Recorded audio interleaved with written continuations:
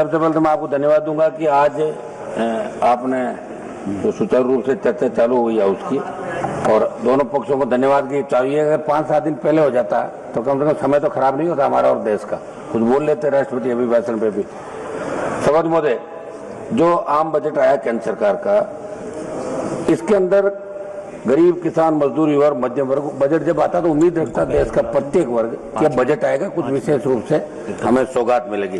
लेकिन दुर्भाग्य से कोई वर्ग इस बजट से ज्यादा खुश नहीं है। सबका साथ सबका विकास का नारा देती है सरकार, कुछ गिने चुने कॉर्पोरेट घरानों का बजट बनकर रह गया।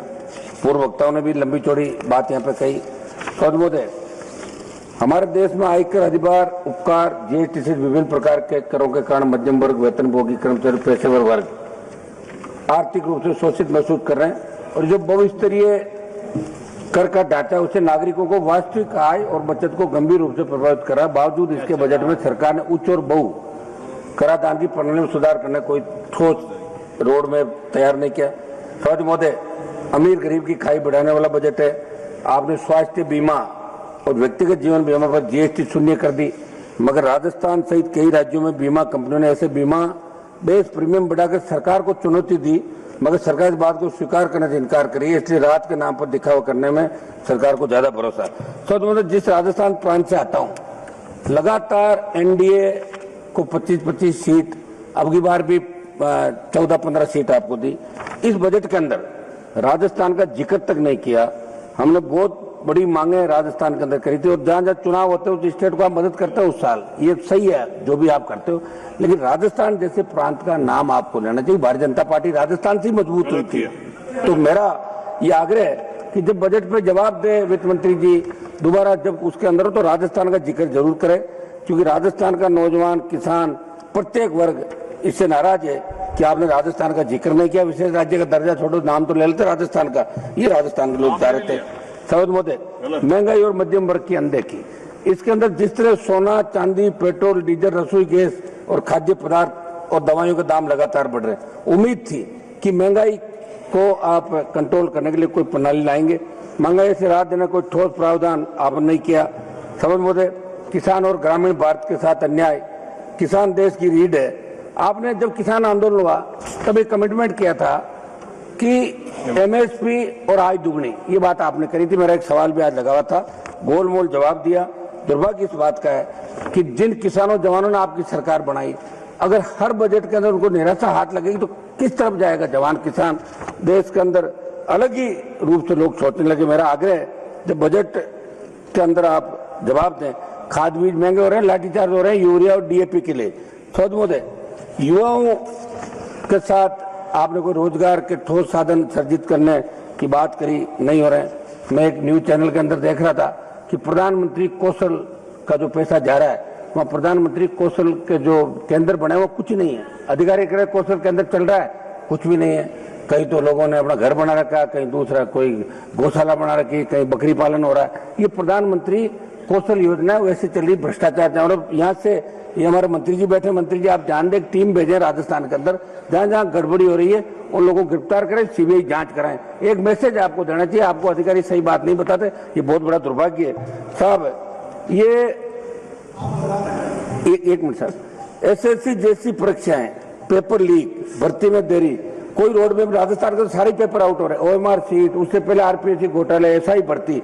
तो मेरा आग्रह है कि अब आप वैकेंसी निकाले और ठोस जवान का एक भरोसा। सब राज्य का विषय है, एक राज्य नहीं, दिल्ली का ही बता दो साहब, पूरे देश के अंदर पेपर आउट हो रहे हैं। नीट के भी पेपर आउट हुए, और भी हुए, बिहार में हुए, बंगाल में हुए, राजस्थान के अंदर हुए। तो मेरा आग्रह है कि पेपर जब आउट हो जाएगा तो नौजवान भरोसा कैसे करेगा? आप ही तो भरोसा, जब जहां आज आप इस चेयर पे बैठे हो, अभी आप लोकसभा अध्यक्ष नहीं सभापति है, लेकिन लोग आपको लोकसभा अध्यक्ष के रूप में ही देख रहे हैं, लोकसभा अध्यक्ष से। अच्छा है, क्या बात है, सही है साहब। और आप मुझे बैठा दो, मैं एक दिन में इसके पावर बता दूंगा एक चक्कर के अंदर। तो जो बैठा है वही राजा है। और आप तो एक दिन के मुख्यमंत्री रहे, जब आपके नाम की मूवी बनी थी, नाइट फिल्म आई थी, देखिए आप। हाँ, तो फिर जगदम्बिका पाल जी का नाम स्कूल में थे जब सुनते थे। अरे भाई मास्टर साहब ऐसे क्या कर रहे हैं? आप तो इस बिना कोरम बोल तो रहे हम लोग, थोड़ा तो दो टाइम यार, थोड़ा टाइम दो। फिर हमने तो आपके बार आपको बाधा भी नहीं डाली, वहां भी नहीं आया यार, ऐसे क्या कर रहे हो? चलिए फिर क्या वही बुलाना चाहोगे?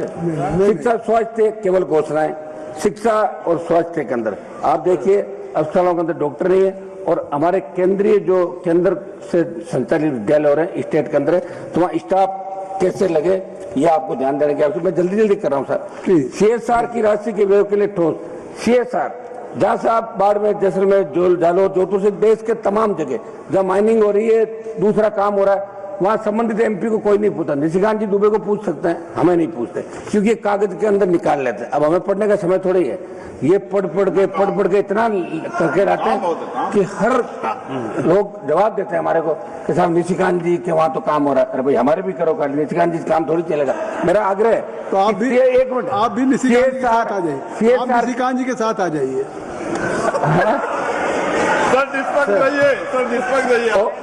एक सर मेरा आग्रह है, मैं फिर आ जाऊंगा तो आपको दिक्कत होगी। मैं तो चाहता हूँ आप भाषण देने के बजाय मंत्री बनो, भाषण ही देते रह जाओ पूरे जीवन। हम आगे लाना चाहते हैं, जितनी तैयारी के साथ जितना भाषण दोगे उतना ही मंत्रिमंडल में नंबर लेट आएगा आपका। समझ महोदय कृपया एक मिनट सर सुनो, कुछ जल्दी OPS बहाली की मैं मांग कर रहा हूँ महोदय। NPS को सरकार सुधार बता रही, लेकिन सच्चाई है कि इसने कर्मचारियों की रिटायरमेंट सुरक्षा को जुए में डाल दिया। जहाँ पुरानी पेंशन स्कीम OPS में सम्मानजनक और निश्चित जीवन था, वही NPS में बुढ़ापे को बाजार के विरुद्ध छोड़ दिया। सरकार विकास की बात करती है। एक मिनट साहब समाप्त तो करने, कुछ सुझाव है हमारे।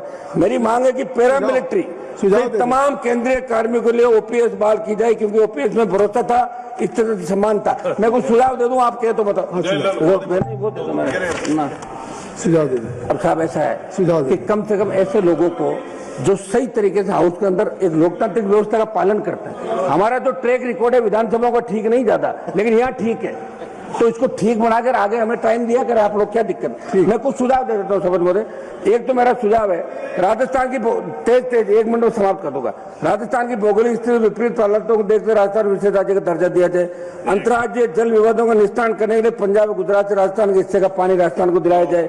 नागौर, डीडवाना, कुचामन, बीकानेर, बाड़मेर, जैसलमेर, ये फलौदी से पश्चिम राजस्थान पेयजल व सिंचाई हेतु चिनाब के जल को ERCP की तर्ज पे WRCP बना के विशेष बजट आवंटित किया जाए। सब मैं समाप्त कर रहा हूँ, आधा मिनट में।